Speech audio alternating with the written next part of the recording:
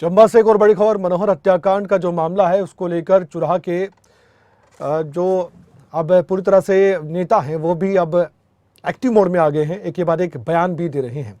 आपकी जानकारी के लिए बता दें कि इन नेताओं से खास बातचीत भी की जा रही है। खबरें तक के संवाददाता ने उनसे बातचीत की है।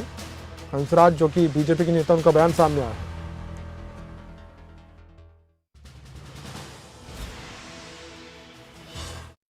पूर्व में रहे डिप्टी स्पीकर और चुराह के विधायक हंसराज इस वक्त हमारे साथ मौजूद हैं।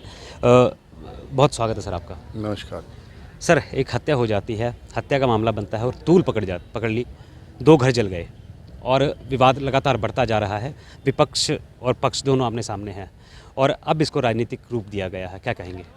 नहीं, पक्ष विपक्ष नहीं इसमें आमने सामने। मैं पहले तो आपके व्यूअर्स को ये क्लियर करना देना चाहता हूँ, इसमें भारतीय जनता पार्टी कहीं पर विरोध में नहीं है। हमारा सिर्फ इतना ही है कि आम जनता जिस तरह से सड़कों पे उतरी है और जिस तरह से वो घर जला है या जिस तरह ये सारी चीज़ें हुई हैं, उसमें हमारा कहीं से कोई लेना देना है नहीं।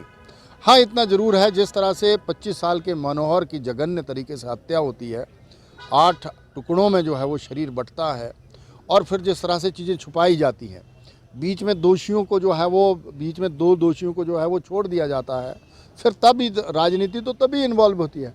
नहीं तो जिस तरह से एसपी चंबा ने सारे मैटर को टेकअप किया था, अगर इनको इंडिपेंडेंट तरीके से चलने दिया जाता तो मुझे लगता है आज तक तो एसपी चंबा जो है वो क्लियर कर चुके होते कि हाँ, इसमें क्या क्या चीज़ें थी इन्वॉल्व और इसमें क्या क्या है।